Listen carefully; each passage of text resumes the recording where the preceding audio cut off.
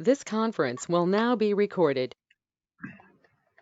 So it is Tuesday, February 23rd. This is the AnCan high-risk recurrent advanced prostate cancer video chat.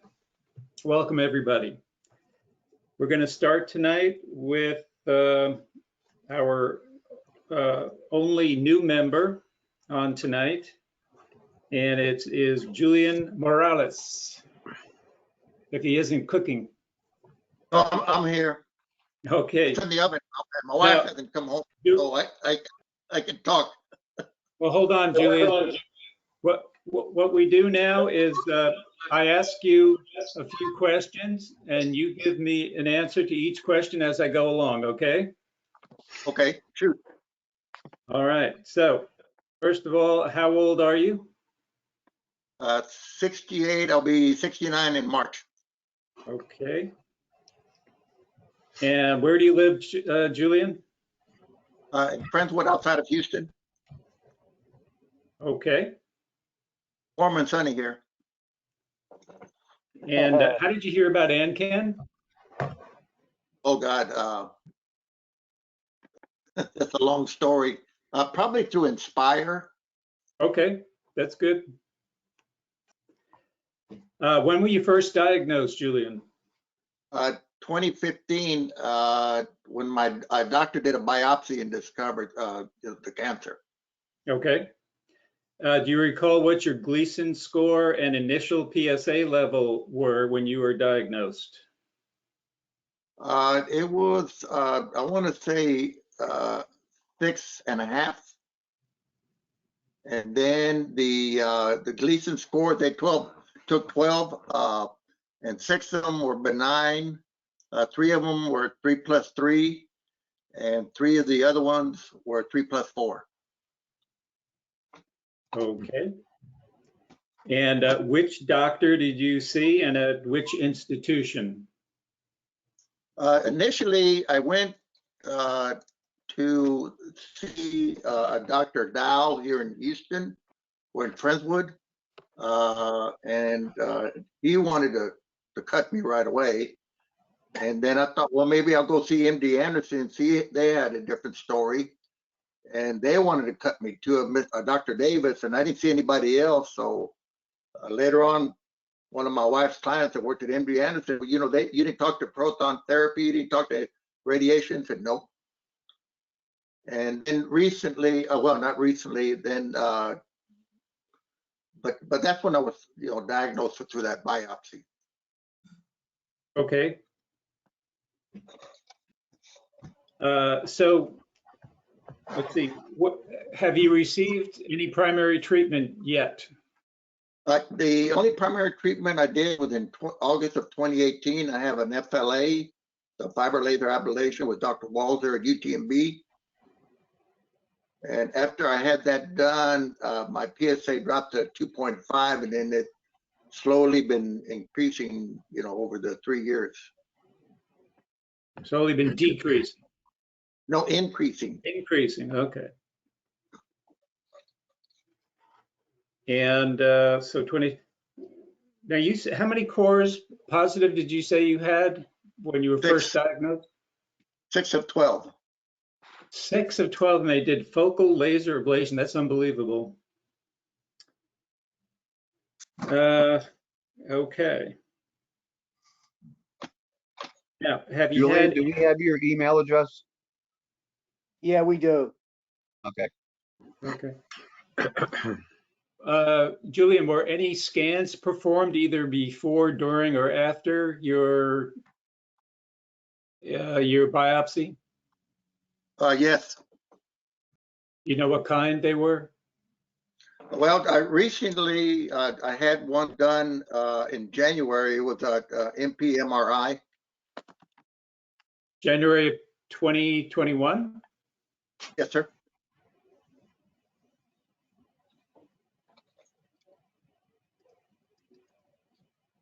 Okay. And that was the only scan you ever had?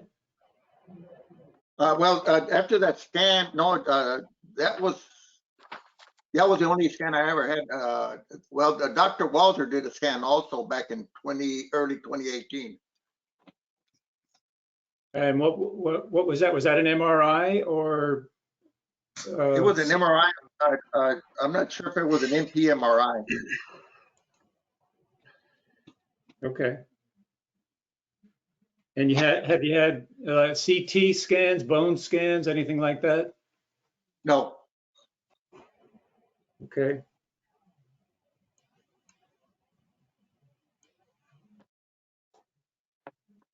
Let's see. So you had the focal laser ablation. Your PSA went down to 2.5. And Right. what was your subsequent treatment? Well, the FLA was the only subsequent treatment since 2018. No, so no hormone therapy, no surgery, no radiation. No, nothing. Okay.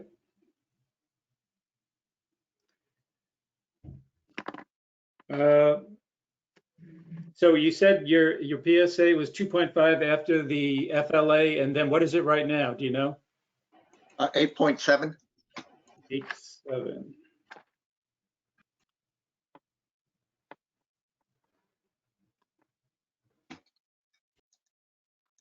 So who are you seeing right now?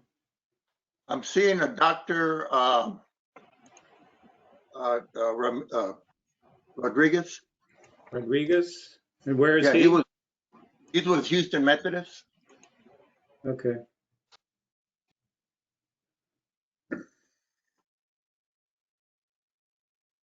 And have you had any genetic testing done, whether for germline or inherited conditions or somatic?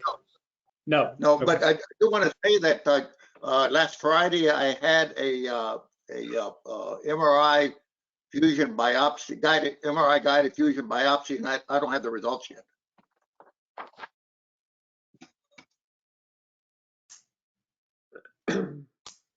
Oh, okay. So this was a second biopsy. Yes. Okay. You don't have the results. No. Well, okay. So let me ask you before I open it up to everybody. Do you have any specific questions for us? Don't know what the next treatment needs to be. I really don't want to do FLA. So I wonder what other options the group knows or doesn't know, because I've tracked, my PSA for since 2012 when it was started out at 3.85, and I saw Dr. Bowers back then. And, unfortunately, every doctor I've ever seen wanted to cut me open. So that's why I had the FLA to see if that would take care of it, but apparently it didn't work. Right. Len, I'd like to suggest we start off with Dr. Mark, because Okay. some similarity, and Dr. Mark certainly has faced this issue of what do you do after focal laser when your disease comes back. Mark, would you like to address Julian? Sure. The question I missed here, I'm sorry, I'm making some pizza while we're doing this, but what was the Gleason score on those biopsies? The only Gleason scores I had was the first biopsy. And that was what? 2016, that was 5.3 when they did that biopsy.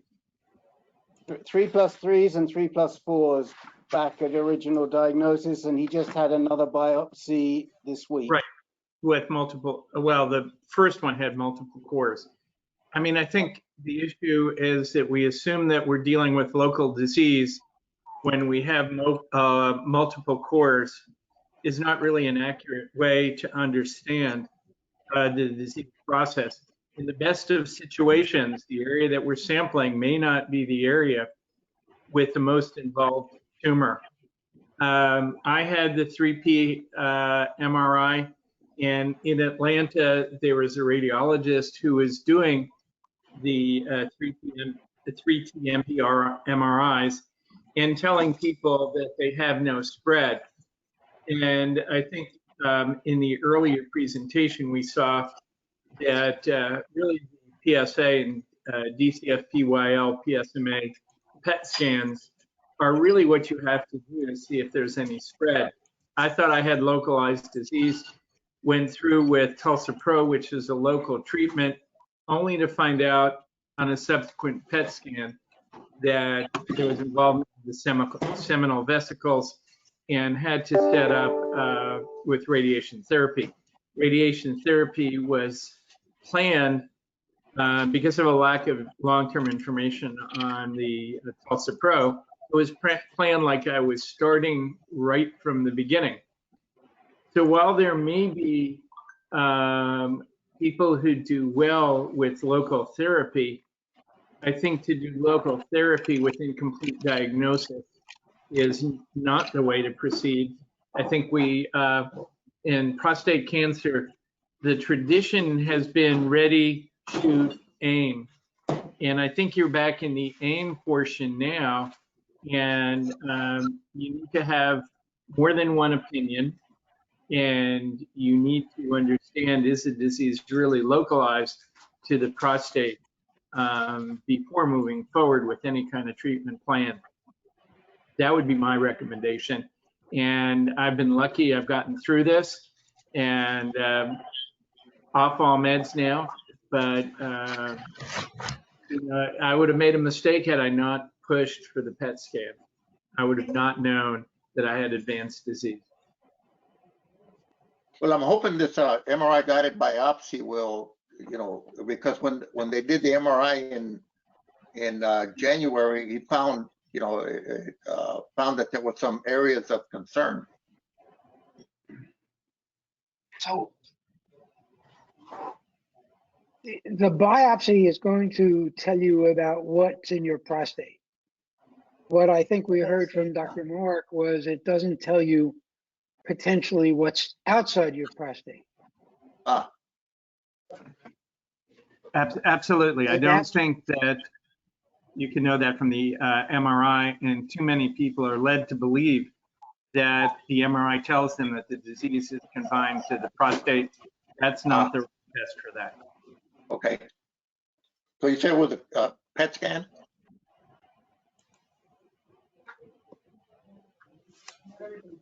Well, the PET scans are limited, and I think you have to find out, is there a study near you? I'm not sure the value of an Axumin scan. That marker is not as, or tracer used with that scan, it's not as sensitive as the PSMA or the DCF-PYL scan. There are many studies around the country, and I think it was a fellow Virginia Northern on, not on AnCan, but on Inspire, who posted a list of all the sites that are running that study right now. And I think if you want to know where things are, that's what you have to do. But with a PSA of 8.7, Mark, I'm not sure he needs the most sensitive scan. I mean, of course, it's always best to have the most sensitive, but Axumin could be helpful while he's waiting to see if he can get a PSMA PET scan. Certainly, if that's successful and available and covered by insurance, I would go that route. But I think it's, as you say, I think in my situation, I was surprised because my PSA was 0.4 at the time I did the scan, and it still lit up. But I think you're right, on 8, it should be seen no matter what you do if there's lesions outside.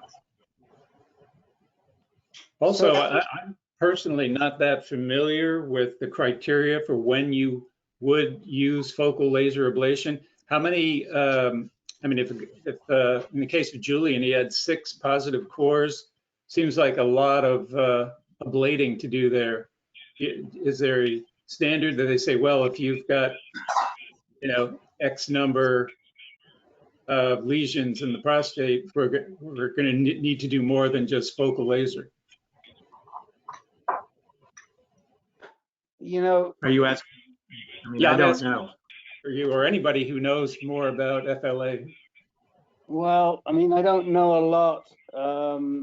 Peter probably knows more because he deals with it more often in the low intermediate. But one of the issues is that a lot of the practitioners feel that they can do more than what the technology allows. And so when we talk to folks, if they've got a couple of small spots, 2 or 3 small spots, we say, yeah, you know, it might be a good option. And John Fortin got into that in some depth in the webinar on our website. But I think when you've got 6 out of 12, were they all on one side, Julian, or were they on both sides of the prostate? Mainly on one side, on the left, I'm going to say on the right and the bottom. Was there anything on the left at all? Nope. Okay, so, you know, I can see why they might think they could get away with it. I mean, Walser is a pretty well-known practitioner at University of Texas. Where is he again, Walser? UT? UTMB. Sorry, where? In Galveston, UTMB. Oh, UTMB, right, Galveston. So, but to me, it's sketchy. I think if you would have been in our group at the time, we probably would have encouraged you to get a second opinion with 6 cores for focal laser ablation. But the point is that's done. So a couple of things I wanted to say to you. First of all, the Axumin scan, it's spelled AXUMIN, I'll put it in the box for you, is a scan that is a fairly detailed scan that is sensitized to prostate cancer. It's not the most sensitive, but it is a scan that you could well get approved by your insurance. I'm assuming you're not on, you don't have early Medicare, but if you have a, is that Yeah, right? he's 68. He has Medicare. Oh, I thought you said you were, you're 68. I thought you said you were 58. Oh, okay. So you have Medicare. So if you have Medicare, then Axumin is approved. So I would be looking for an Axumin scan. What type of doctor are you seeing right now? Just a urologist. Just a regular urologist at Houston Methodist? Yes. You know, I do think that they should be doing an Axumin scan, just like Dr. Mark recommended, and you might want to get some more input, maybe from a radiation oncologist or possibly even from a medical oncologist who specializes in prostate cancer, of which there are several at MD Anderson. I did notice also, Rick, that MD Anderson is doing PSMA PET. Oh, are they? That's on there. They have a trial with PSMA PET on their website. Oh, Ken, do you know about that, or Jim? No, this is Jim. I'm not aware of it. I know they've obviously offer the Axumin, but no, I was not aware of that. Okay. Ken, do you know anything? Ken Anderson, do you know anything about a PSMA trial at MD Anderson? No, I don't, Rick. Okay. Well, Julian, I think that's probably, you know, with recurrent disease like this, you know, you're caught between a rock and a hard place as to whether you're going to just treat the gland the next time around, which you could do. Let's assume you're not going to do surgery, but you can treat the gland with radiation in different ways. Or whether you need to do more than just treating the gland. And Peter Kafka is not on the call tonight, but he's seen at least 2 or 3 instances of men who started off doing focal laser treatment and it got away from them. And so, you know, I think you need to go to the best place you can at this point in time in Houston. And if it were me, that would be MD Anderson, and I'd be asking them how extensive is my disease in terms of how we're going to treat it. And be prepared that you may finish up having to do, you may not have to do anything more than just treating the gland, but you should be prepared in case you do have to do more.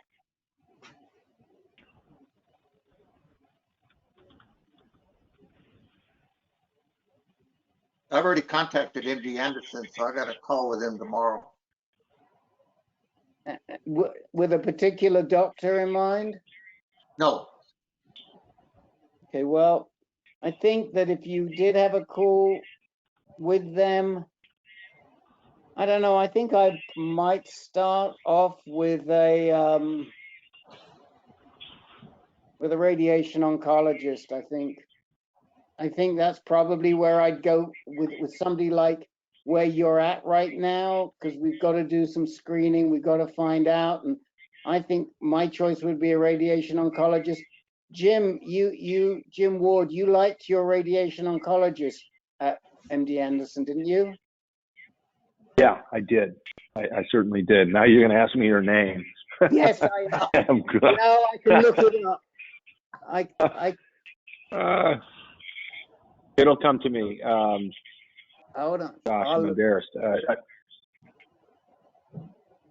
I'll look it up. Jim Ward.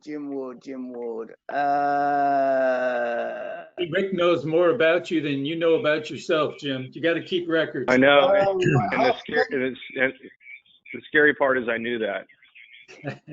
Was it Dr. Hoffman? It was Dr. Karen Hoffman. Thank you. There you go. Okay, so there's a name for you, Julian. Dr. Karen Hoffman. got it. And the other guy that I like, if he's still there, is Stephen Frank. Is he an oncologist too? He's a radiation oncologist. These are both radiation oncologists. Stephen Frank? Yeah. Steven Frank, Frank. And Karen, Karen Hoffman, Hoffman. Got it. I will say that I think Karen, besides knowing her stuff, I think she has a really good bedside manner. Okay. Yeah, I think that she would be a great person for you to start with. Okay. And then come back and ask us, and then, you know, keep your urologist in line, see what he suggests. I might even start asking your urologist about an Axumin scan. And in the chat window, Herb has put the trial number for the PSMA imaging at MD Anderson. PSMA imaging is better than Axumin, but your PSA level is high enough that, as Len said, it may not make too much of a difference. So before we move on, does anyone have advice or questions for Julian? I guess my advice would be get more data. Anyone else on this call who started with FLA with at least with a focal treatment of any type, and it got away from them, and then they had to come back and retreat? Is there anyone else on the call in that position? Well, I had focal cryotherapy initially, There you go.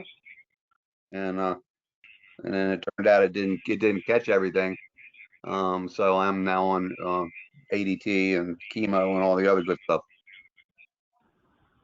How many positive cores did you have? How many were taken? How many were positive? And what was the original Gleason, Jake? Original Gleason was 8. I don't remember how many cores. I think it was 12 to 16, and I don't remember how many were, high grade. I don't remember off the top of my head. Okay. But they thought it was confined to the right side of the prostate, and that's why we did the focal. Right. So right. It did not work for me. Right. Right. Focal's great, but you've just got to use it for in the right situation. And when there's a lot of disease, even if it's not high-grade disease, it may not be right, as unfortunately some of you guys have found out. But you got to go in now with your guns blazing and really take care of it, because you don't want it to get away from you, as can happen with Jake.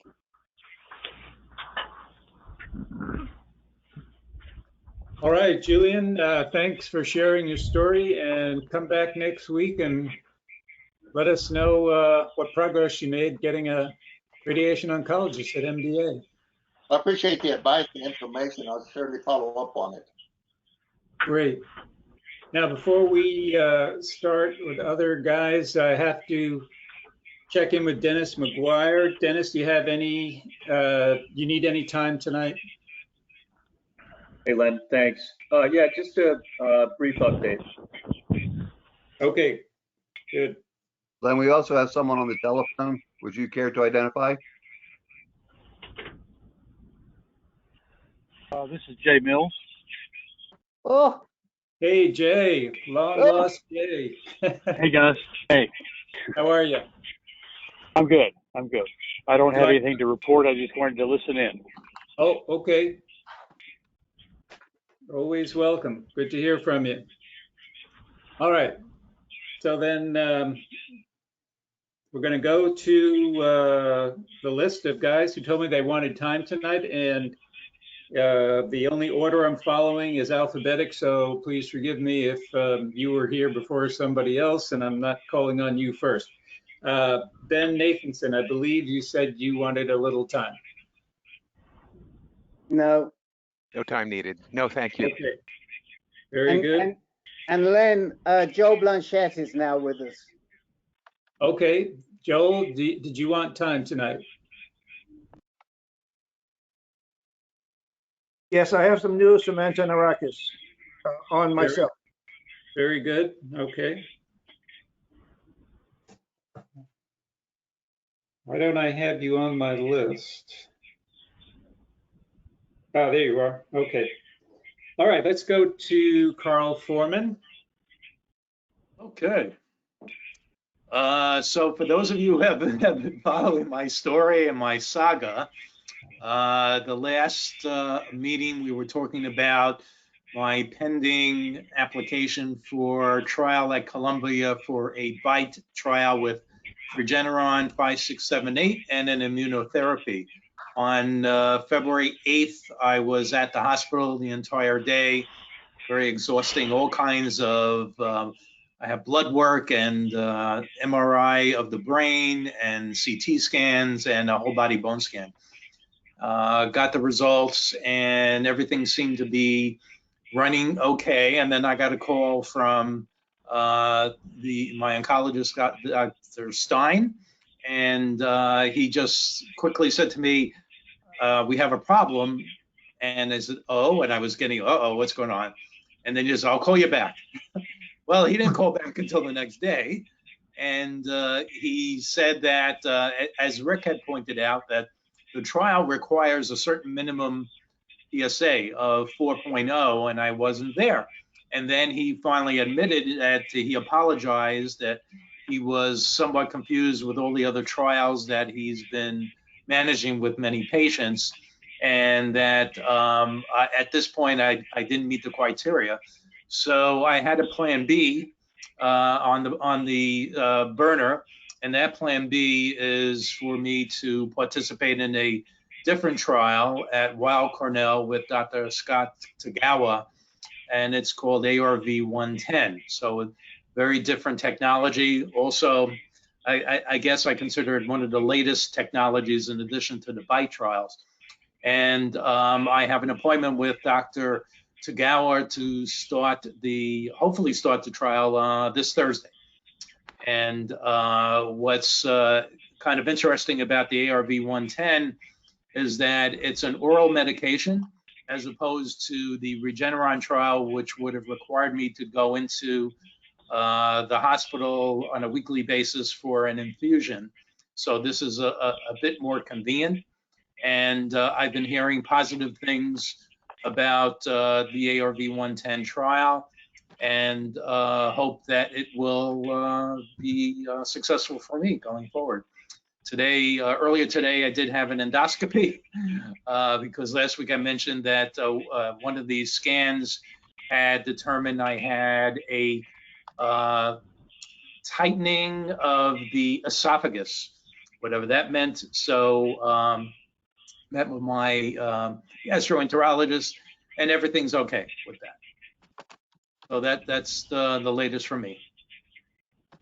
Where's your PSA? Where's your PSA level right now? 3.5. Sorry? 3.5.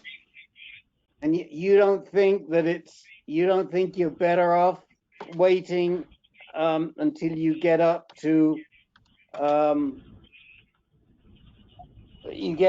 4? I mean, it's moving pretty quickly. Here would be my concern if I were you. Okay. Yes, the ARV 110 is a great drug, or could be a great drug. It destroys the androgen receptors, but your disease is not driven by I'm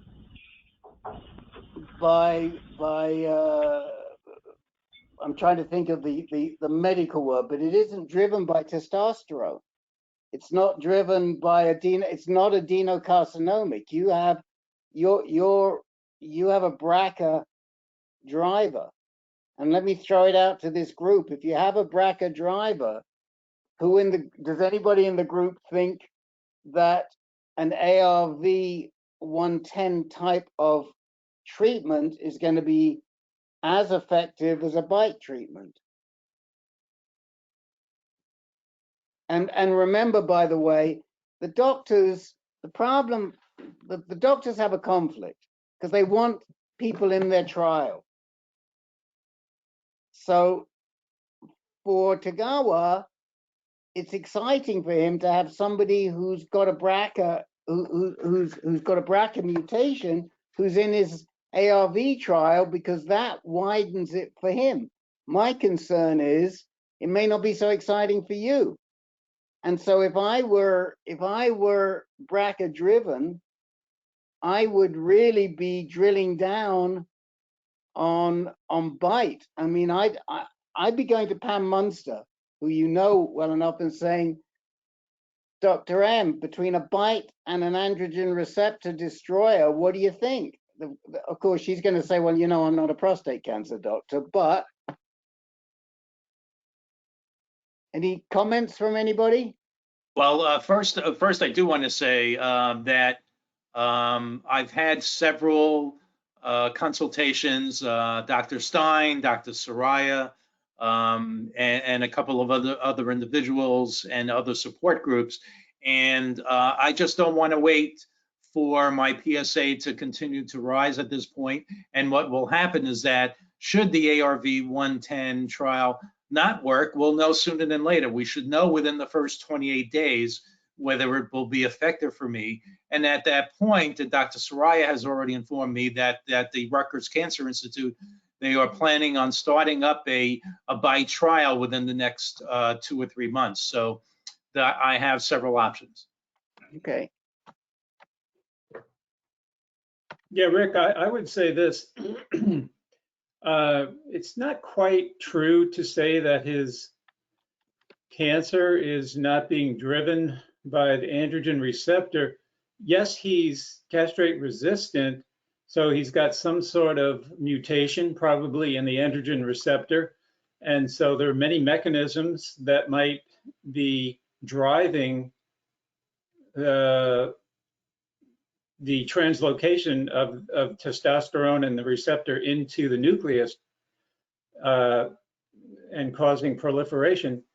But, you know, let's say the cancer cells are making their own testosterone. They still have to attach to the receptor and ride into the nucleus. And so if they can destroy the receptor, that might help. I don't know. Okay.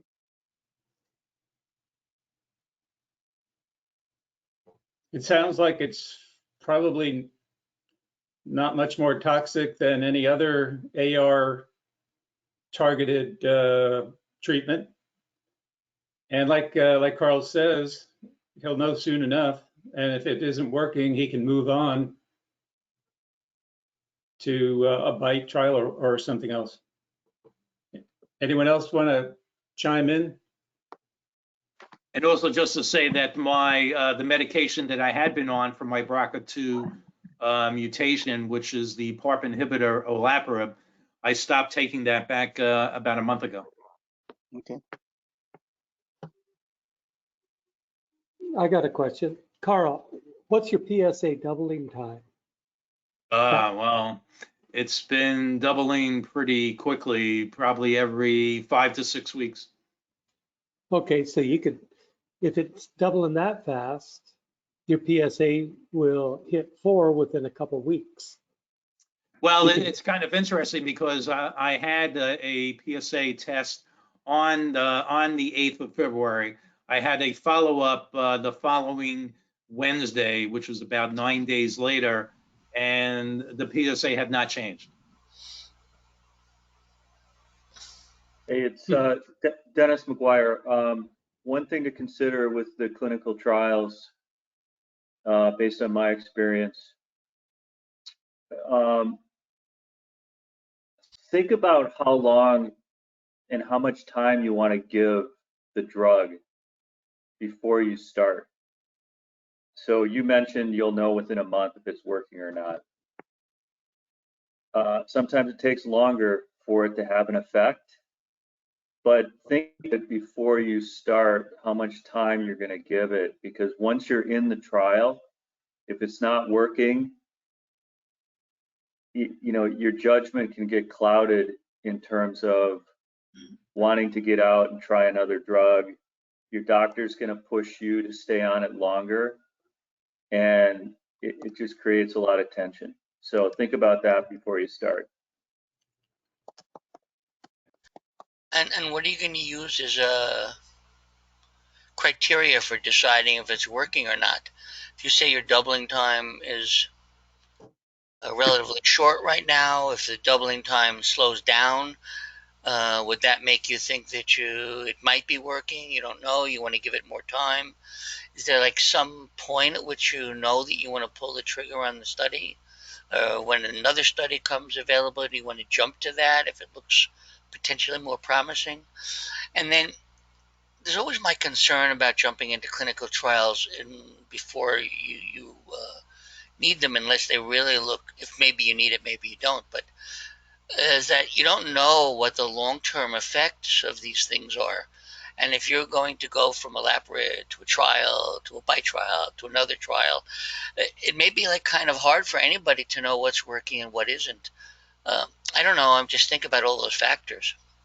Right, I mean, some of the criteria for these particular trials is that one would not disqualify me for the other. So if it were to do the bite trial first, I would not be disqualified to do the ARV and vice versa.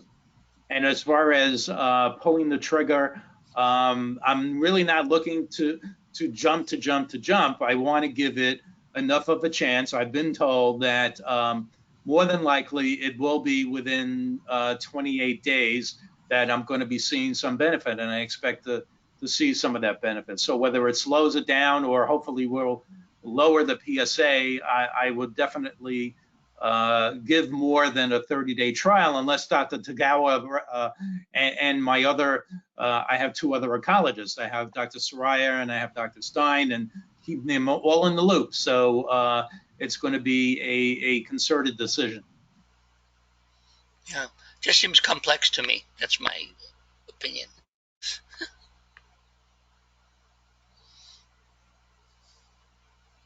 Okay. Yes, like anything else, no matter what, I really hope you see a benefit. Right, 28 days benefit would be fantastic.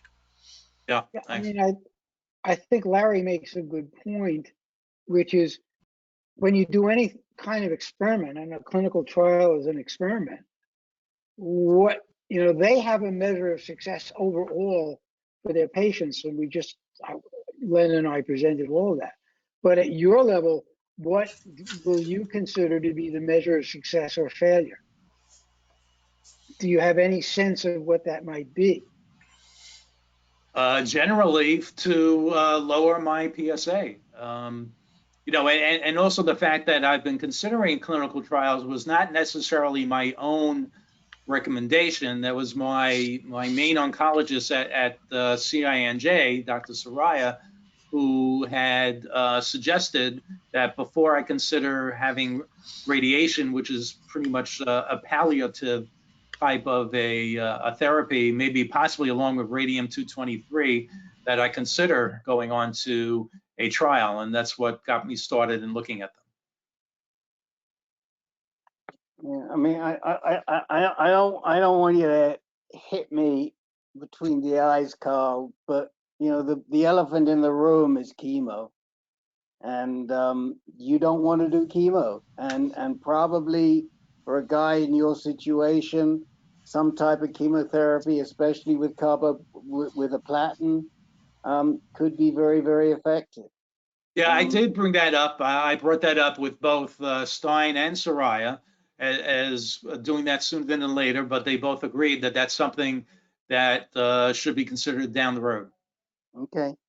And I'm not opposed. I'm not opposed to it. Okay. Okay, thank you, Carl. Let's move on to David Muslin.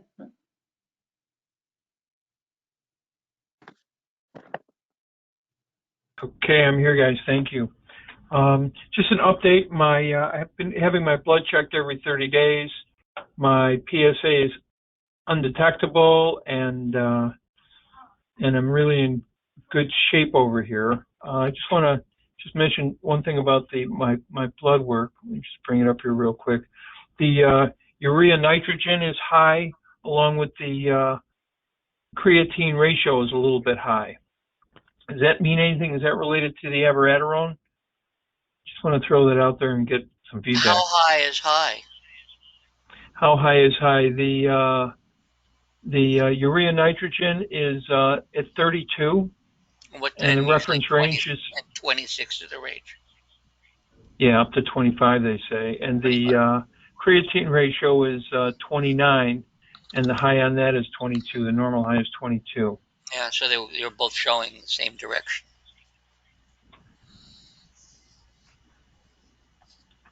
Well, first, I'm not sure what that means. Are you taking any like water pill or diuretic?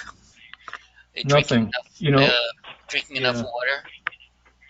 I think I'm drinking enough water. One of the situations I have, and Jerry will remember this, I only have about 20% of my colon, so I go to the bathroom a lot, and it's all liquid. Oh. So well, that could be a reason for that.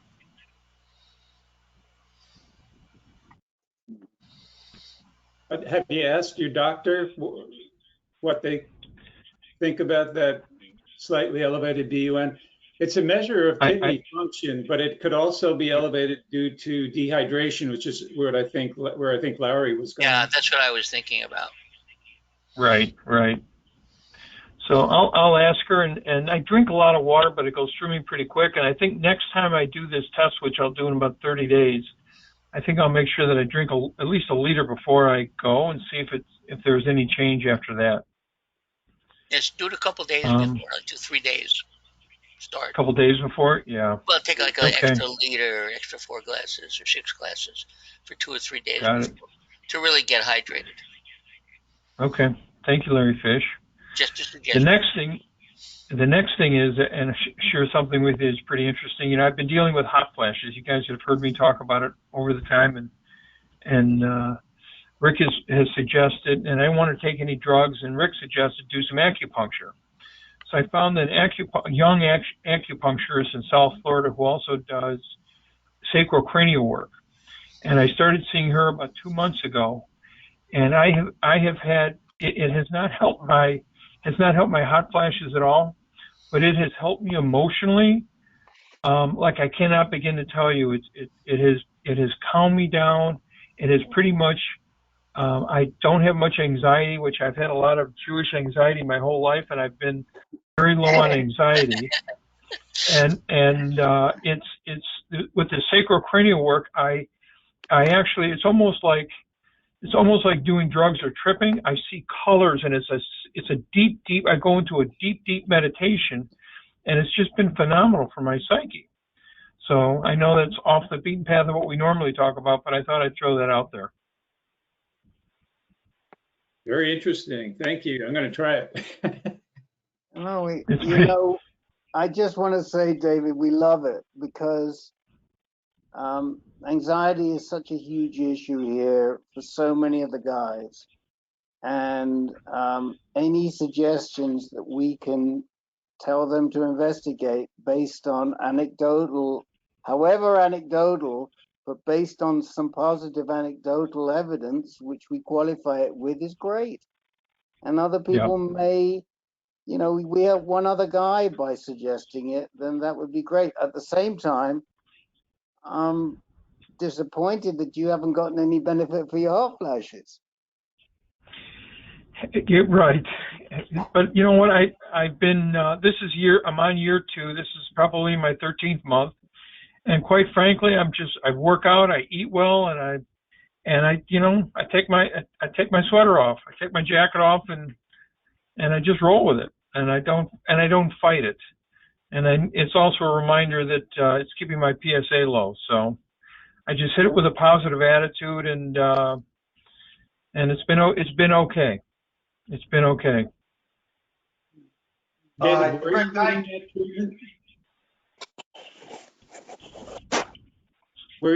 that question? Rick, I can second David on sacrocranial work. I was having it done when I was going through all my treatment in Phoenix. Unfortunately, I don't have it anymore, but it is. Well, at least for me, just like David, it worked beautifully. Are you covered by insurance? No, sir. Hey, David, this is Jerry. No, hey, Jerry. It wasn't covered by insurance. David, no. This is Jerry Deans in Virginia. Go ahead, Jerry. This is Jerry Deans in Virginia. Tried estradiol patches for the hot flashes. Say that again, Jerry. You broke up. Okay. Have you tried estradiol patches for the flashes?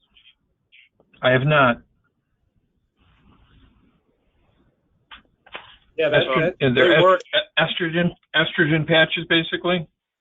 That's correct. And it absorbs through the skin and therefore eliminates the potential for cardiovascular issues that estradiol created when it was taken orally. Got it.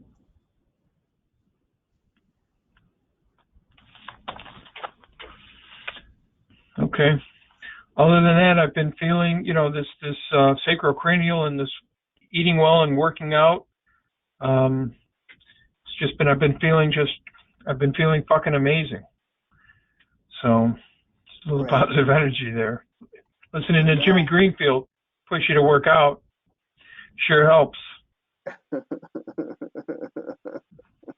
Anytime, anybody, anytime. That's all I'm here for. Okay. All right, good report. I'm good. Thank you guys so much. Dennis McGuire, you're up. Hey, thanks, Len. I'm starting a lutetium clinical trial next week at the University of Wisconsin. Protocol is 3 treatments spaced out by 6 weeks.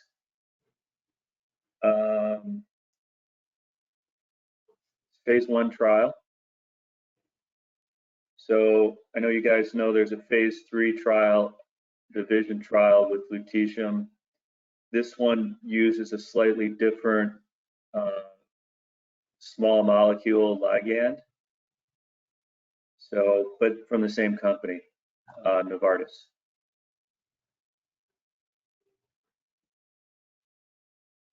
Okay. So that's the update. So you're official. Are you official? points? Official as of today. Fantastic. After 3 full days of testing last week. Great. Oh, that's great news. So Dennis, did they both check? They checked that that you were really PSMA avid. Yes, that was a big hurdle to clear, and I am PSMA avid.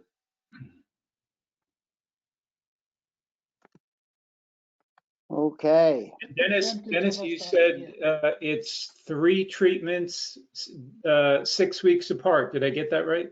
That's correct.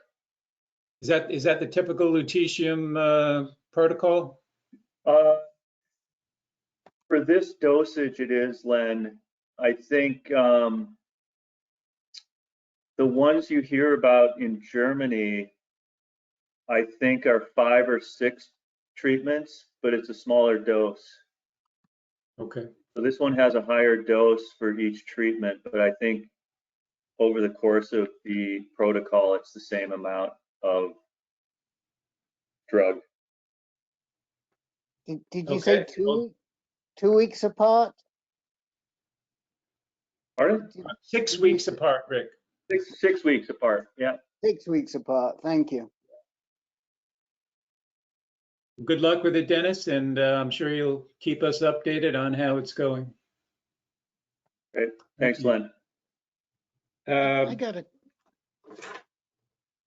was wondering what percentage of us are likely to be PSMA avid.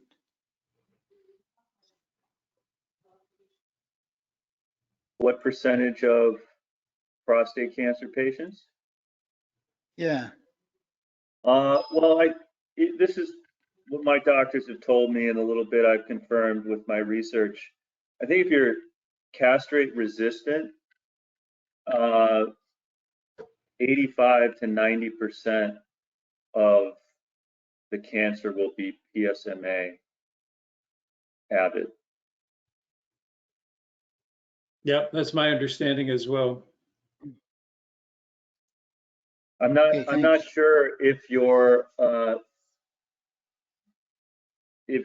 not prostate or castrate resistant. I don't know the PSMA activity at that stage.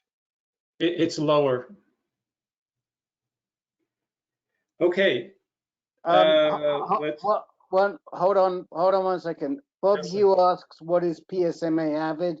It means that your cells, your prostate cells express prostate-specific membrane antigen. So you are going to be receptive to the treatment. The other question I had for Dennis is, Dennis, did they do a side-by-side comparison of your PSMA screen to a regular PET scan screen? Yes, they did. And they conformed? Yes. Great, okay.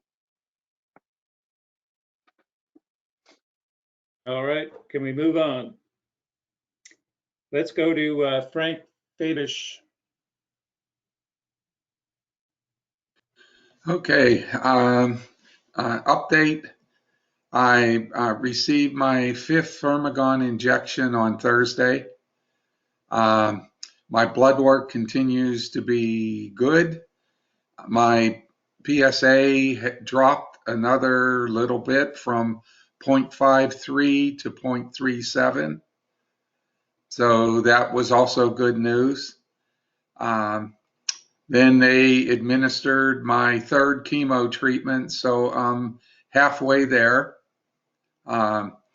It's been a more difficult one the last 3 days than either the first 2. Fatigue, nausea, those are the main 2 areas. I did broach the subject because of what was talked about on the calls before of Orgovyx with my doc at the OSU James, and he was receptive to it to replace the Firmagon. And in fact, he started the authorization process with me. And first thing they did was they did an EKG to get a baseline for the heart. And they started that process of getting the VA approval for me. And they expect that in the next 30 to 45 days, they'll get approval. And he said that he wanted to see it because at the James, at OSU James, they haven't had anybody else using that new drug in place of Firmagon. So that was positive, I thought, with the new technology. The last item, which is a little concerning to me, and I wanted to drop this on to see if anybody else. On Saturday, I woke up with my left hand completely swollen. Didn't know what it was. It didn't go down between Saturday and Sunday. Went into the emergency room, and I had a case of cellulitis in my left hand, and it's swollen, painful, and they started me on antibiotics for it, but I didn't know if anything regarding my chemo treatment could have impacted that. I did notify my oncologist that this had occurred. But that's my update. If anybody else has had that problem with cellulitis. Okay, guys, docetaxel guys, have you had cellulitis? I have not. This is Jake. This is Jerry. I have not either. Yeah. I will say, thank God I have never had to have docetaxel, but I've had my fair share of cellulitis, and it is very painful, and I am very empathetic. I really feel for you, Frank, because it's rotten, and I hope you're on the recovery. I did want to just a refresher reminder for all you gents who are have served the country. Be sure that you are dual registered in the VA system as well as wherever you're getting your treatment. So, and the reason for that is because drugs are much cheaper and much cheaper to access through the VA system. But the experience we've had is that for guys who have not registered in the VA and then they run over there because they want to get their relugolix or their abiraterone or whatever it is, if they haven't been in the system, they make you go and see all the specialists till you get to the one who's going to prescribe. So we always recommend keep the two systems going side by side so that you can get your abiraterone for $8 a month. Anybody, any vets on the call that want to comment on that? This is Jerry. Absolutely agree. I went from paying several thousand, well, up to $1,000 or more for Xtandi down to $11 a month at the VA hospital. Big difference.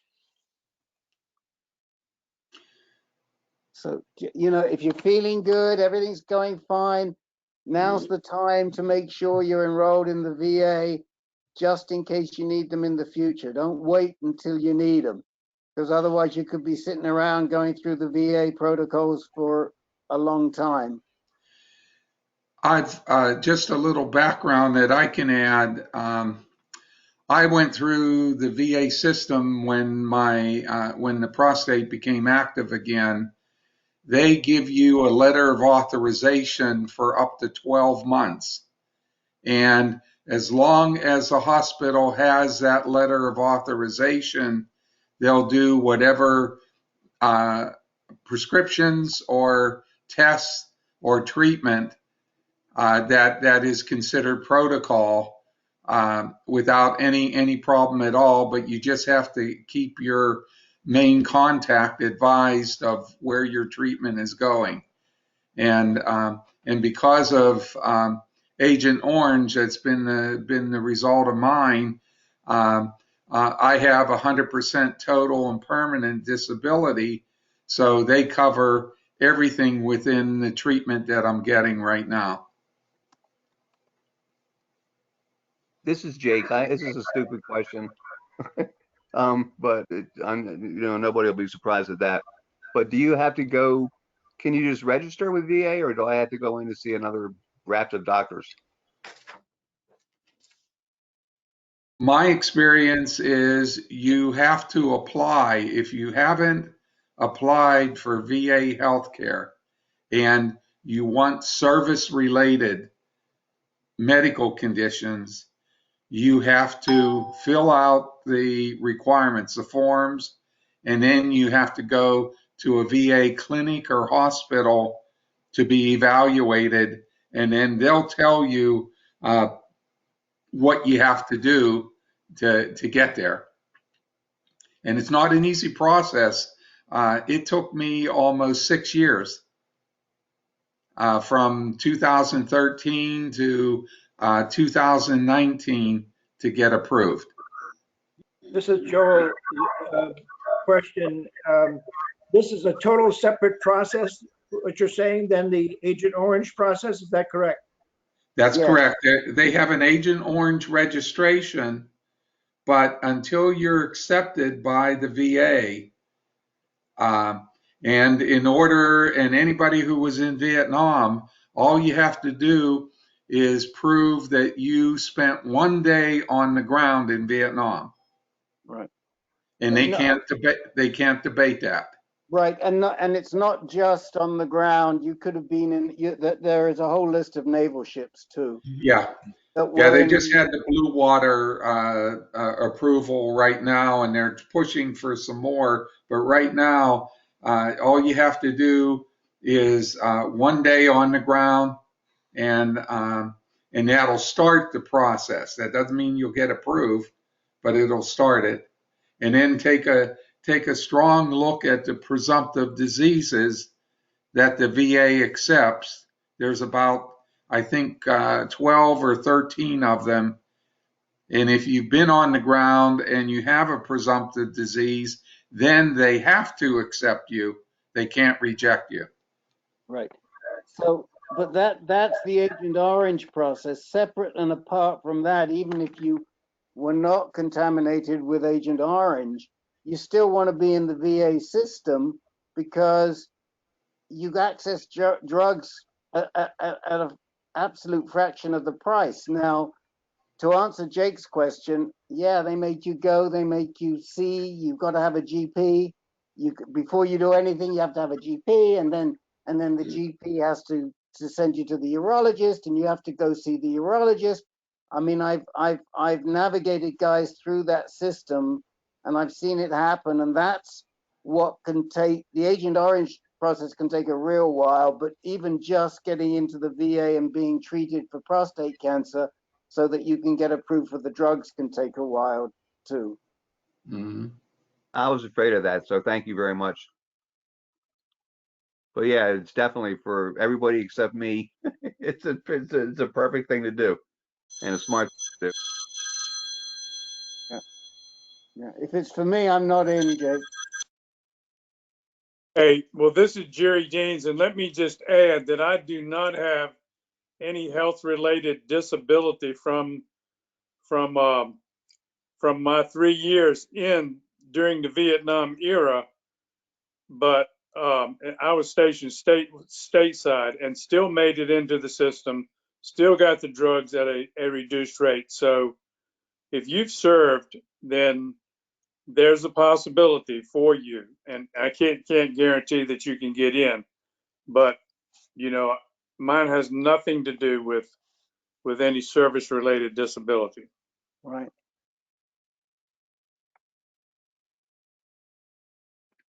I just want to check in quickly here with John Ivory because he was the only other guy I'm aware of who is scheduled to take Orgovyx. I don't know if you started yet, John.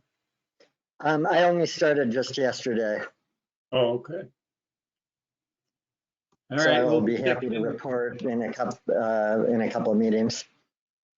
Okay. Thank you. All right. Let's move on to Gary.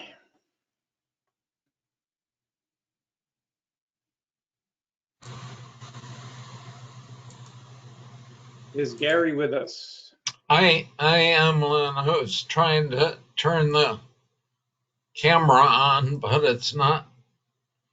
It's okay. not working. Not working for me. I said at the last meeting that I'm dealing with some continence issues or incontinence issues since the removal of my prostate and before I get 8 weeks of radiation. And that the physical therapist had said, but for the fact that I have metastatic cancer, she would recommend electrical stim. And Rick had said that that didn't sound right to him because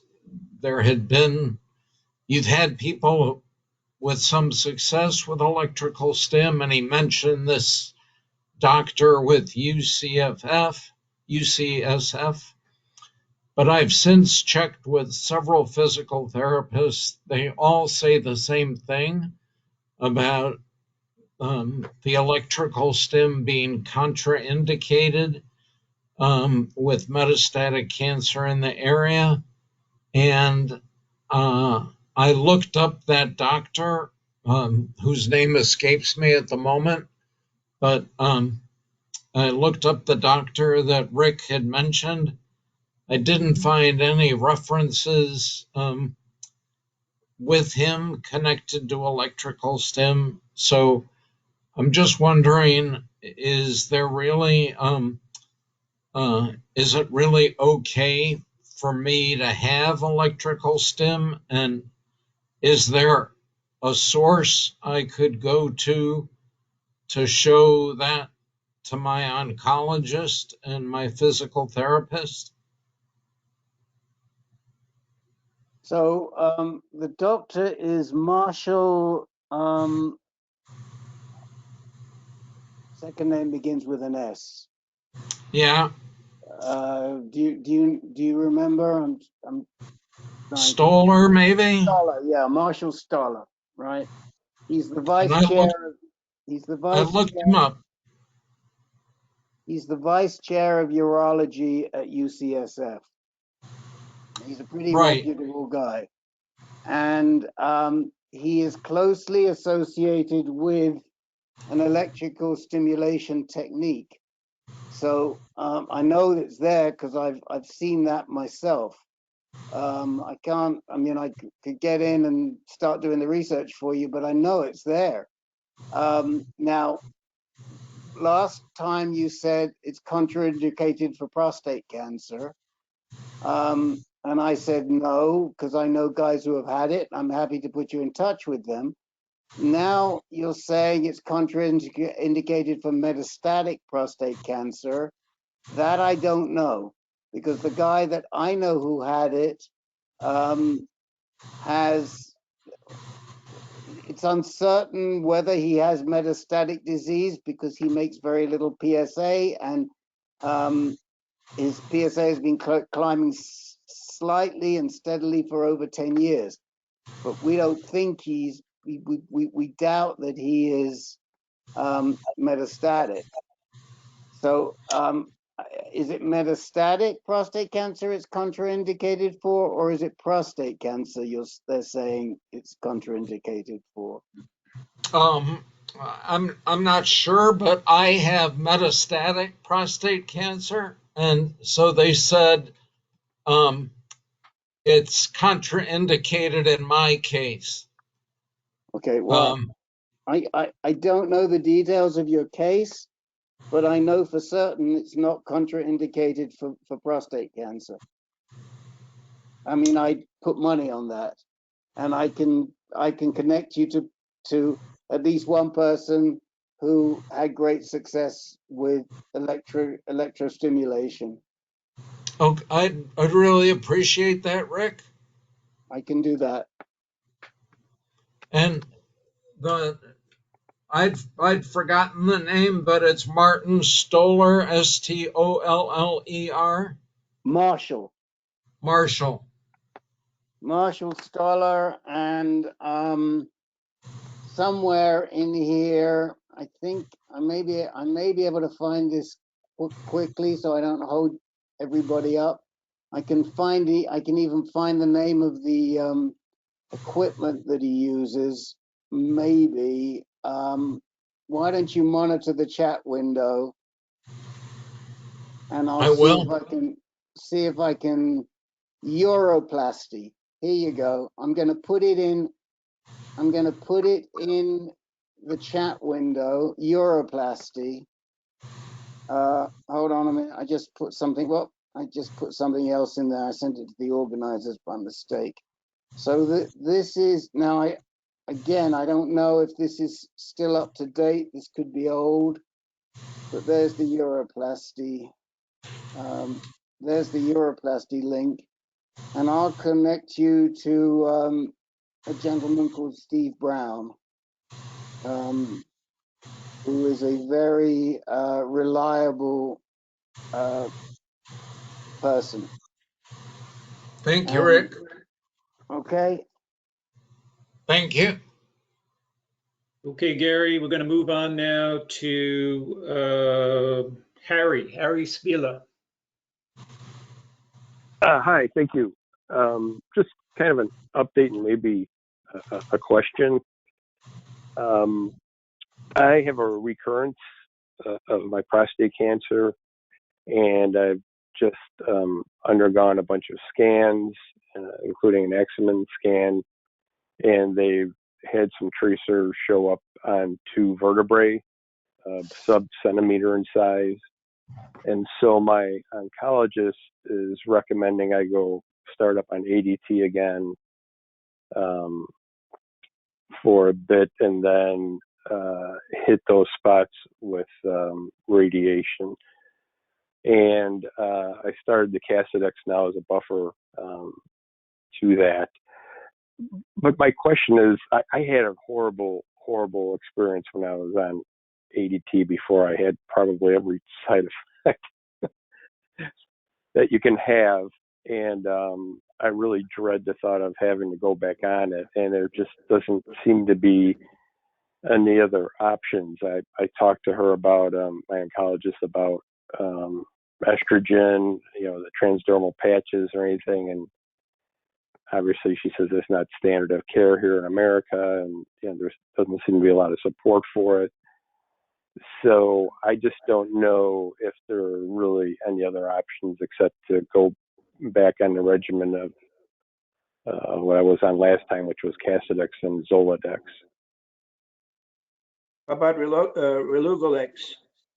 Just got approved on 18 December 2020 and supposedly has fewer side effects. Isn't that right?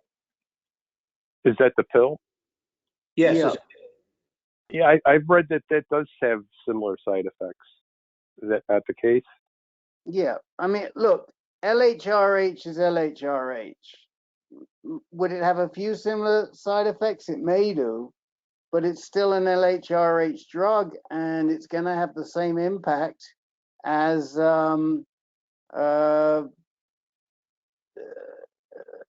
Lupron or Firmagon, or it doesn't matter whether it's an agonist or an antagonist. What you might want to discuss, who are you, Harry, remind me, who are you seeing? I should tell everybody that Harry's, I think, started coming to our groups maybe 3 or 4 years ago, on and off. So he's not a Right. new name to those of us who have been around for a while, and we remember he had the issues the first time around. Who are you seeing now? Who's your oncologist? Dr. Hussein at Northwestern Medicine, Okay. Chicago.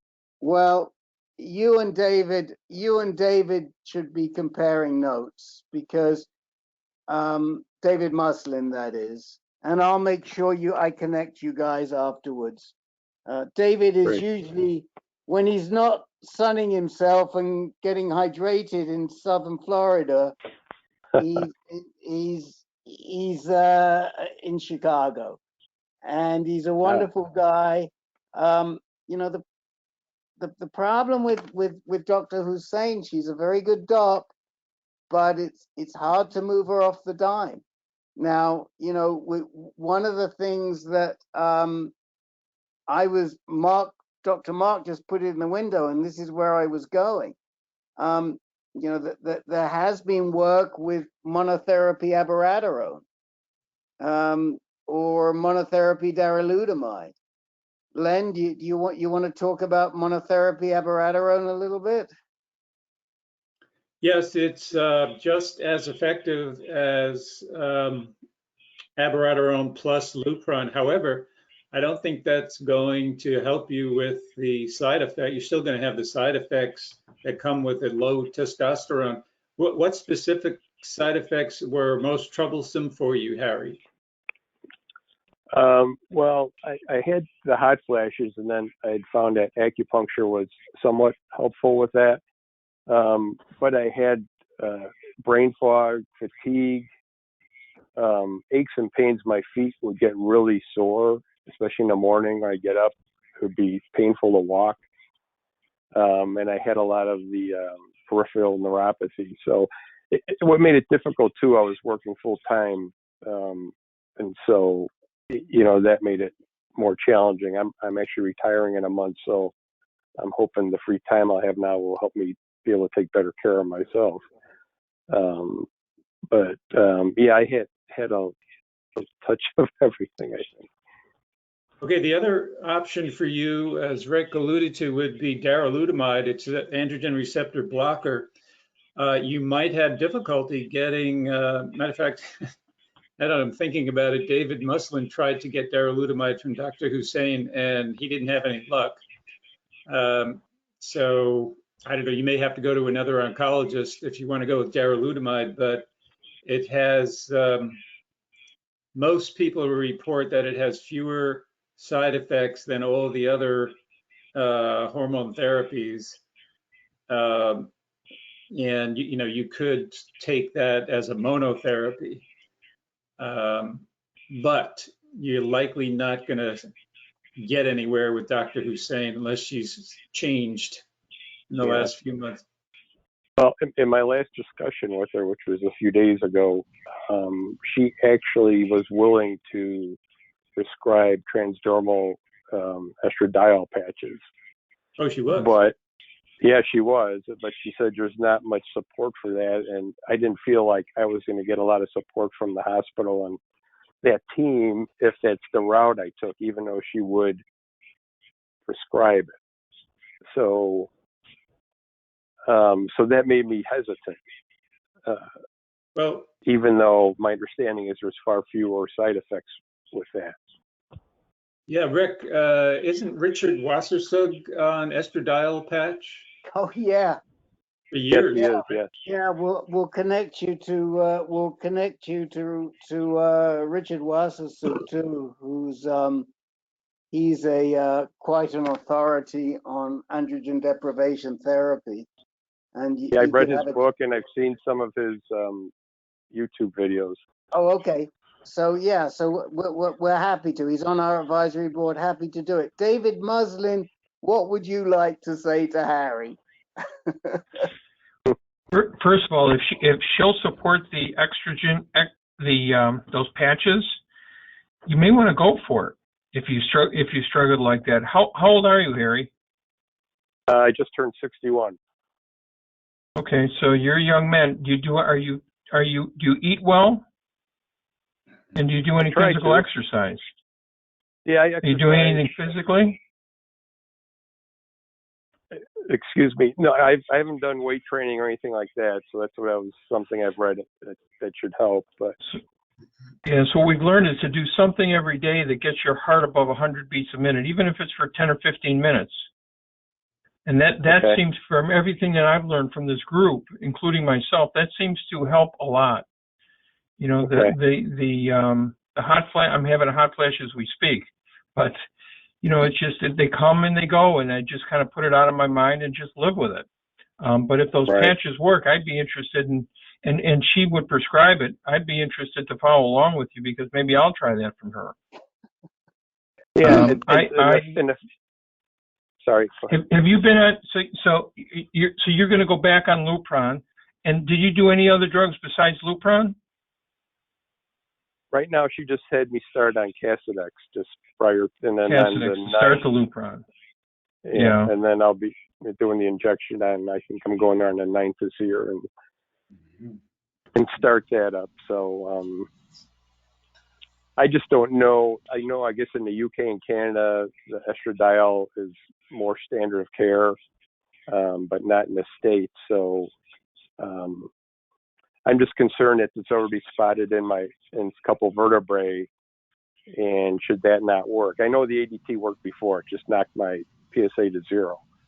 So I know Right. it works, but there's the side effects. So I don't want to play Russian roulette with some drug that, right. Even though she'll prescribe it, she doesn't feel confident about. What Yeah, about how long has it been? relugolix? How long has it been since you've been on the LRH, the Lupron?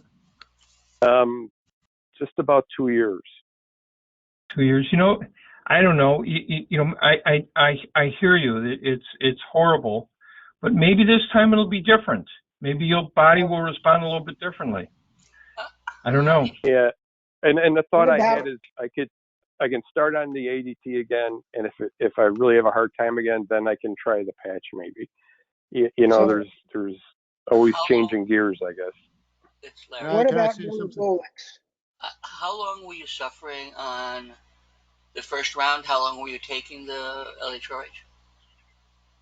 The first time I stopped after 16 months. The plan was to do 24, but I just was having such a hard time with it that I stopped at 16 months.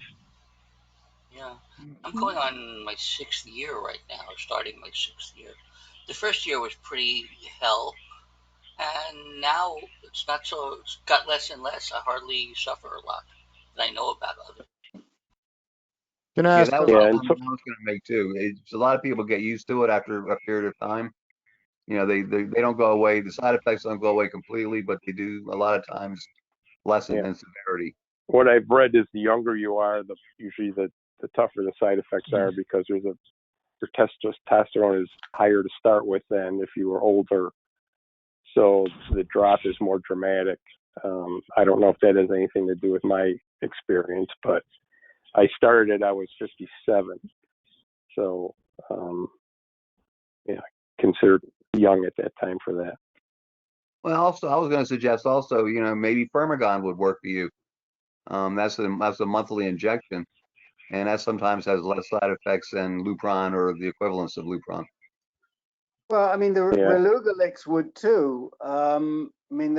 But your Firmagon, relugolix, they have, but it's not significant enough because, as I said, and Herb has put in the chat window, LHRH drugs stop the testosterone, and the difference between the agonist and the antagonist is relatively small. We know that for some reason I don't understand, that the antagonists are slightly better for metabolic and heart-related issues, but it's not a big difference. Herb, I know you've been trying to get in, and so has Jimmy. But Herb, go ahead. Well, I mean, you said it. I would have said relugolix would be, but it's more controllable.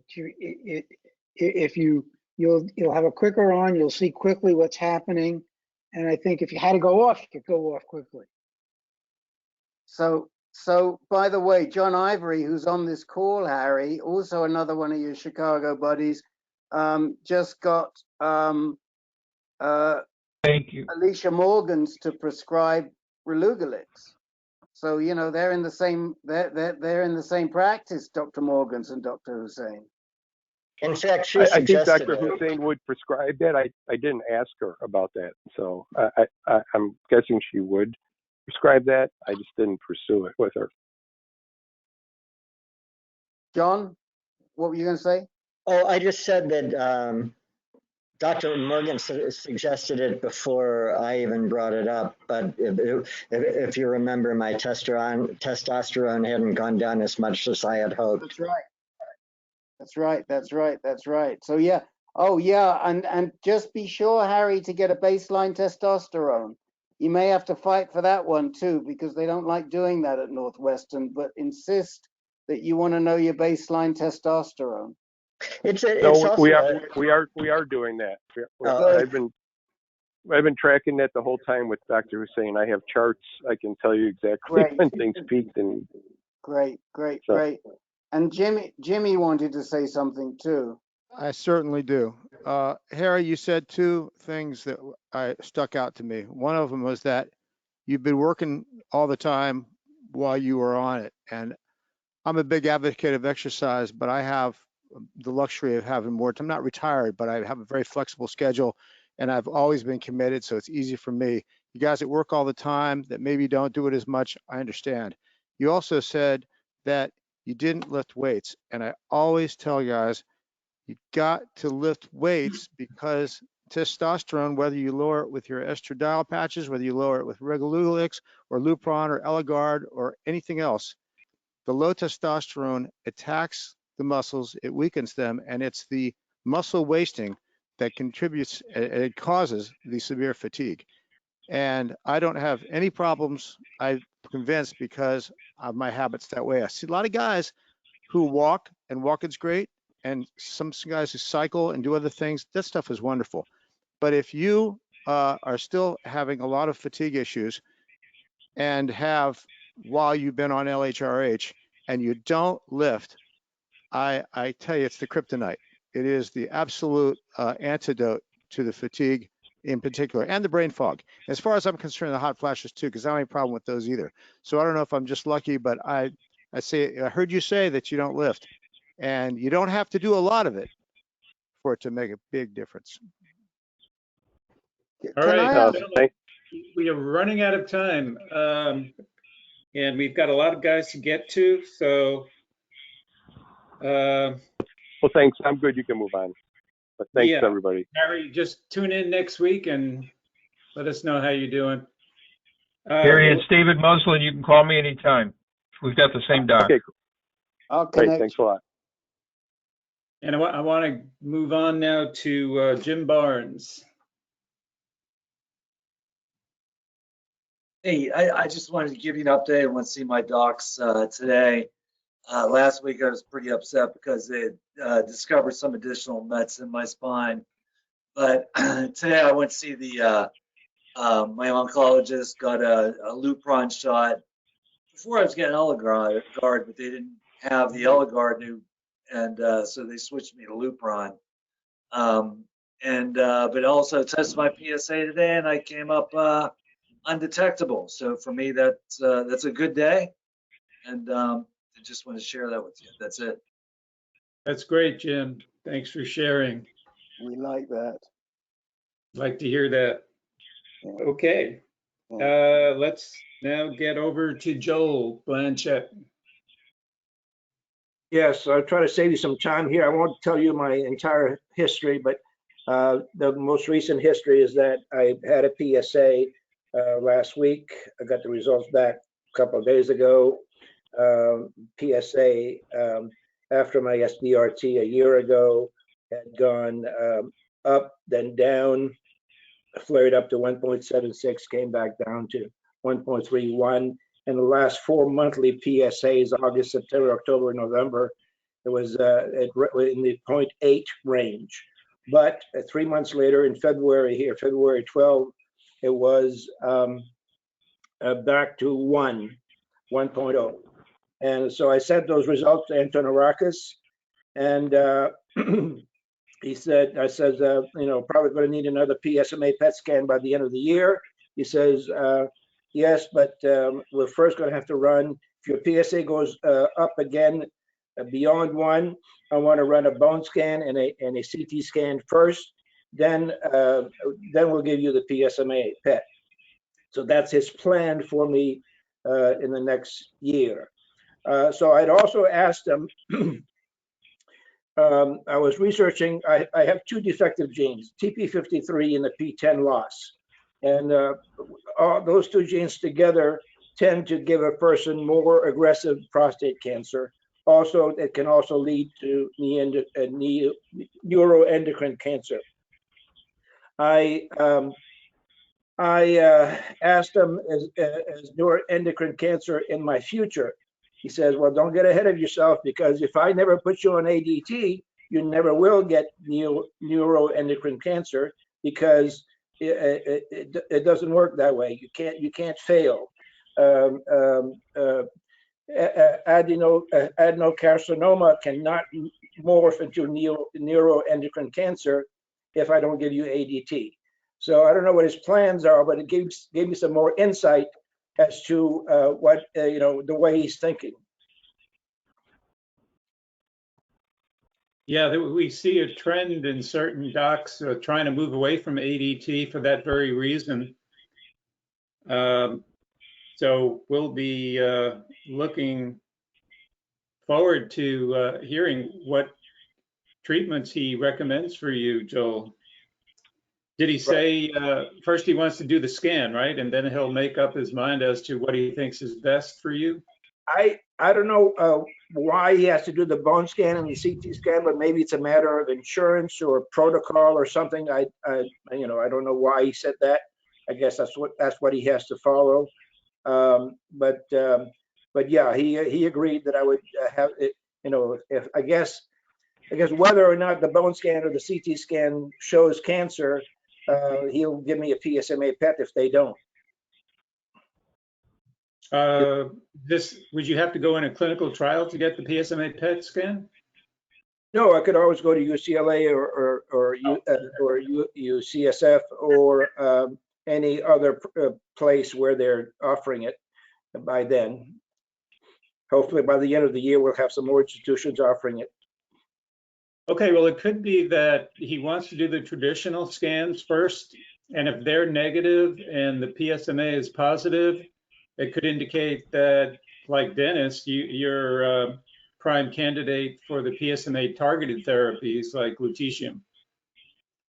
Right, right. Whereas if you're positive for both, then that would probably indicate you have some PSMA avid lesions and some not. Right. See, my highest PSA was never higher than 3.8, so I may very well have some PSMA cells that aren't, or some cancer cells that aren't expressing PSMA. But my urologist asked me that today, and I told him that you know, I have to get some more research done on that and see what happens. But sorry, go ahead. Oh, go ahead. Go ahead. I was just going to open it up to everybody. Anybody want to ask Joel any questions or have any advice? If not, then I think the biggest thing, Joel, is just to keep a real close eye. And you know, you got a great doc. If you have to go to the hormone therapy, you have to go to it. But he clearly wants to keep you away from it for as long as he can. You both have the same motivation, and you know, some of it is your own management, your own anxiety management. You've got the same issue we talked about earlier on. You know, how high do you let it get before you intervene? But I don't think Dr. A is going to let it get away from you. That's my feeling. It's a total gut feeling, but I would be trusting him. Yeah, I totally agree. So, by the way, one of the things that was out of the recent meeting, which we didn't talk about today, was Hopkins has been testing, bipolar androgen therapy. Yeah. And what they have reported, and I don't know how much it means, is that when they look at their successful patients responding, a very high percentage have P53 mutations. Ah. Wow. So, Herb, are you an expert on TP53 other than what you just Well, said? I know the two scientists who discovered it. Well, that's a big thing. And I have a P53 mutation myself. Ah, okay. All right. So now the PI3K, I think balances the P10, right? There's a drug now that. Well, that's right. P10 is a phosphatase. Right. And PI3K is a kinase. So without P10, you tend to accumulate more phosphate on proteins. So P10 deficiency enhances the signaling. Okay. All right. So you have to have a balance there, and we can probably balance the P10 eventually, but the TP53 is a separate issue unless there's more research. Right. P10, I mean, there are a lot of drugs that are that if you look at the literature, they're trying to find things that are going to block that PI3 kinase pathway. Okay. All right. Thanks, Herb. Okay. Thank you, Joel. Thank you, Herb. John A., let's go on to you. Okay, hi guys. By the way, a lot of you probably know it, but there was a couple of MSK docs gave a presentation today that was ultra compressed and very nice, but they also were accompanied by somebody whose sole job was to keep people exercising and keep people moving, and she gave a real convincing little talk as well today. Let me just say that wasn't just somebody. That was one of our favorite people, and we have a website presentation from her. If you check Donna Wilson on our website, you'll find a presentation. And I couldn't remember her name. She's also Len's exercise trainer when he's in Connecticut. So we know Donna Wilson well. And to be honest, her men's program, we are kind of responsible for getting her to start a men's program. We and the late Mr. Foodie pressured her into starting up a program just for men. Is that fair to say, Len? I don't know how much pressure was involved, but I know Foodie was, and you, of course, were key to letting her know that there was an unmet need there for men. Yeah. It was formerly just working with breast cancer patients, but she is an absolute doll. I love her. She's the most positive person I've ever met. Well, my wife was with me when we watched the presentation, and she encouraged me to look up and see if there's any way to get on one of Donna's, that's her name, Donna? Yeah, Donna's exercise groups, even though I'm not an MSK patient, so I don't know if that's possible. You don't have to be to go to that what's it called? PEX? Is it PEX, Len? Yeah, that's right. PEX. Yeah, you don't have to be an MSKCC patient to go to PEX. So when Len gets back, you and Len can take the train in from Connecticut and you can go to the PEX session together. Okay. What town are you in, John? She also said she's doing Zoom workouts now. Yeah. Good. Oh, excellent. I'm in Canton, which is almost toward the western part of Hartford County. Oh, okay. That's quite a drive for you then. Yeah, it would be a long drive from. It's a couple hours to get to New York. Okay. But I was going to also. Go ahead. look into this uroplasty.com thing when we were talking to Gary, was it? Because I just saw, this is maybe not for this group, it may be another group, but I saw a surgeon just yesterday about my persistent incontinence, and he's talking to me about, he seems to be in favor of doing an artificial sphincter procedure. So if there's some kind of non-surgical intervention that I don't know about yet, I would like to know about it. I did go through a course of physical therapy with an excellent guy, but he didn't mention anything like that. It was a biofeedback kind of treatment. So I don't know if anybody in the group ever had the artificial sphincter, and should I run screaming away, or does it sound like a successful operation? I'm getting it on Monday.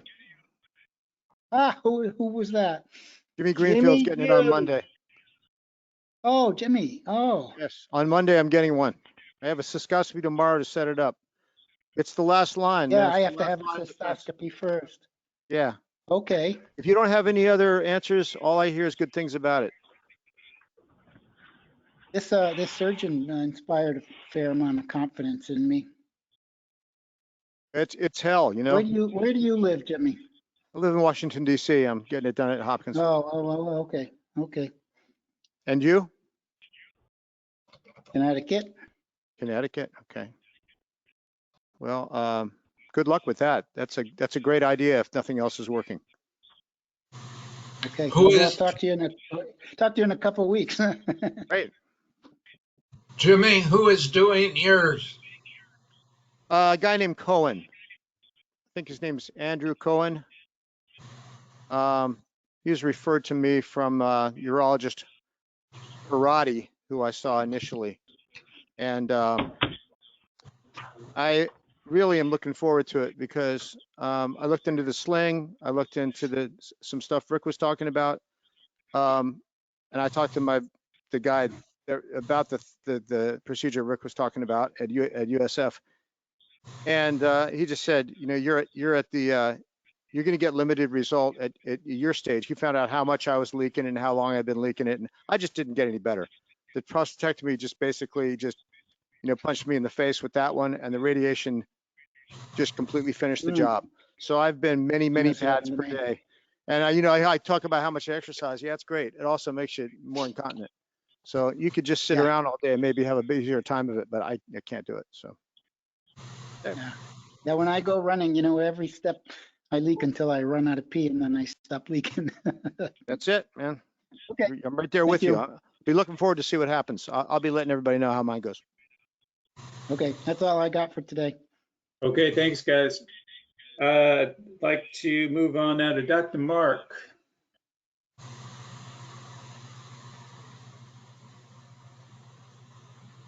Dr. Mark Perloe, calling Dr. Perloe.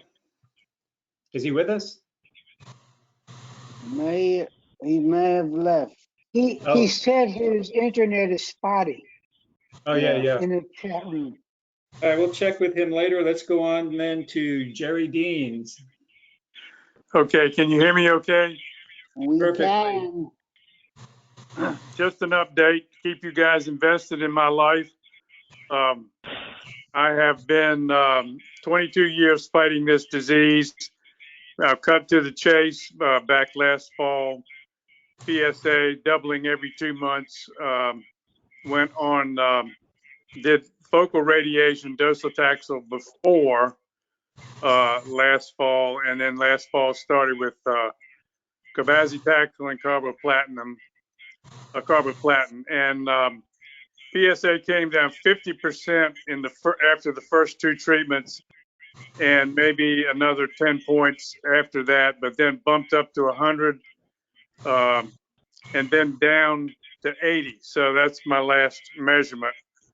I'm beginning to wonder, if I need to get ready for a clinical trial. So I'll be seeing the order of strategy is as follows: Axumin PET scan on the 10th of March.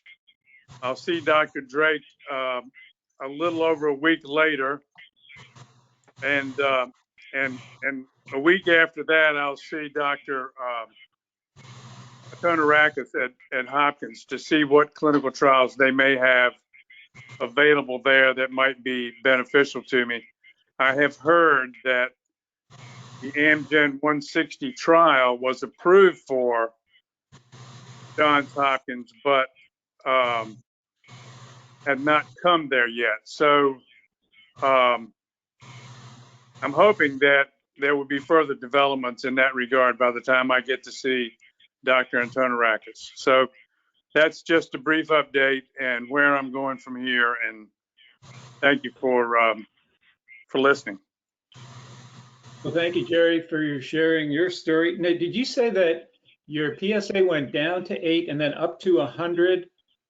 Now, my PSA was probably, when I started the carboplatin and carbazitaxel, my PSA was probably about 150. It went down to 70 some after the first 2 treatments, went down to 60 some after the 3rd or 4th treatment, and then jumped up to 100, and then down to 80 most recently. 80, not 8. I wish it were 8. Okay. So I'm getting you know, the scan will hopefully tell the tale. It's an Axumin scan, but hopefully it will give us a read on what lesions are active, which ones are not. I've got a really good focal radiation person that'll hop on any lesions we want to treat. So I have that as a standard treatment that's still left to me. But I really think I need to position myself for clinical trials right now.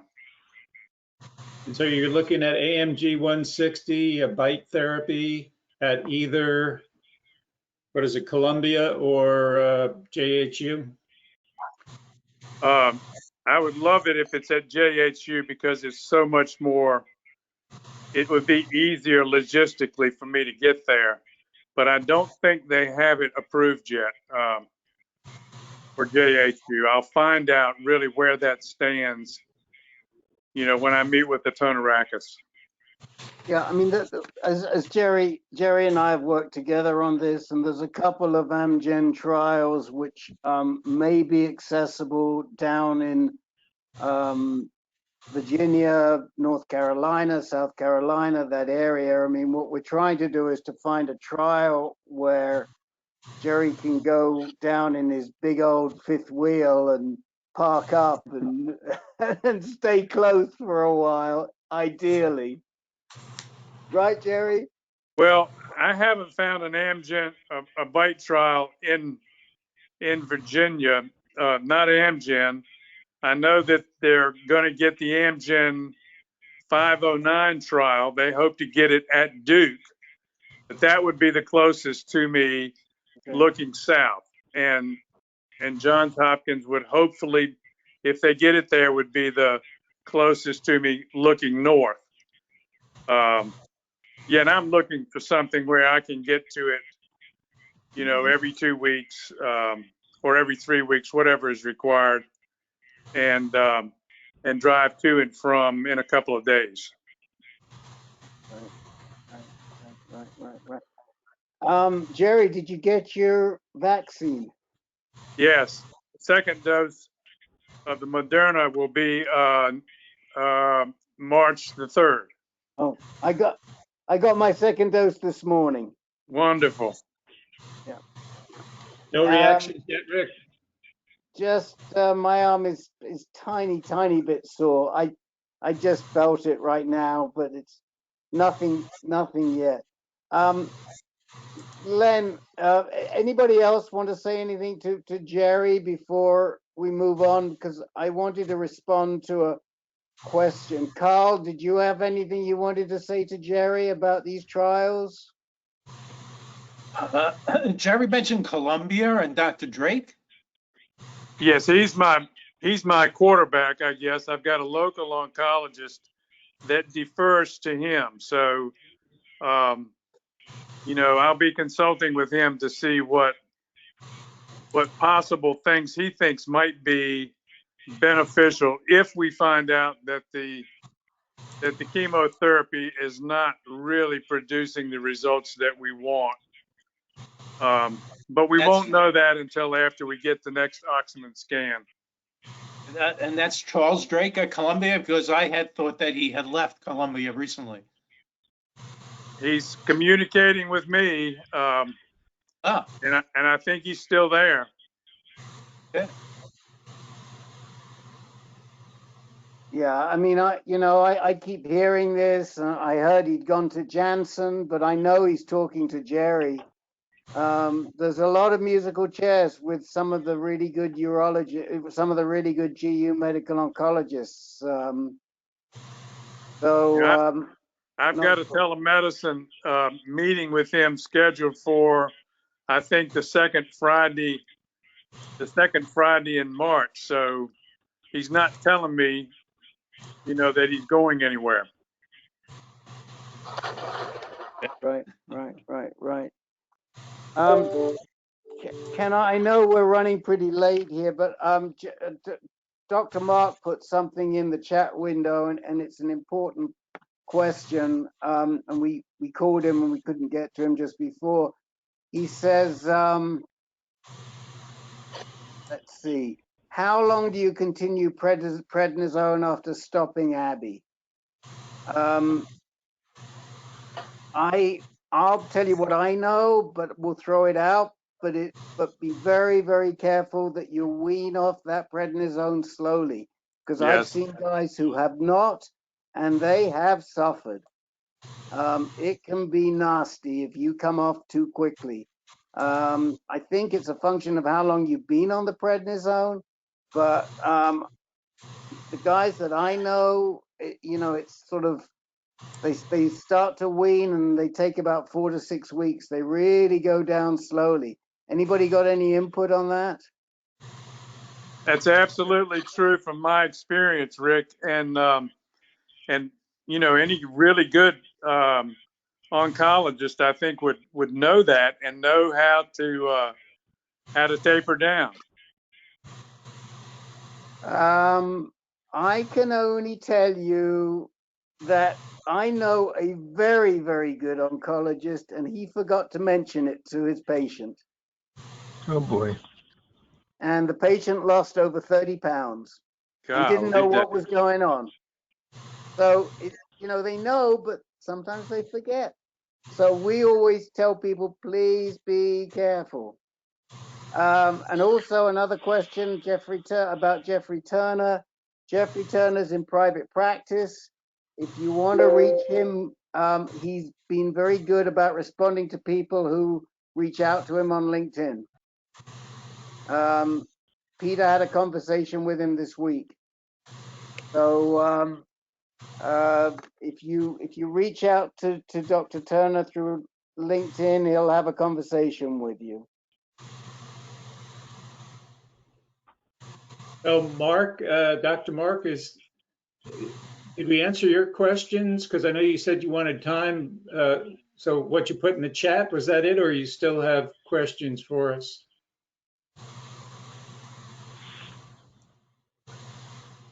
That's it. Maybe? Oh, he's got a problem, I guess, with his bandwidth there. Well, okay, as far as I know, that was everybody. Whoa. His question Great is, job, Glenn. What's that? Oh, wonderful. Well, wait a minute. He wants to know, where is Joe Blanchette still with us, or did he leave? No, I'm here.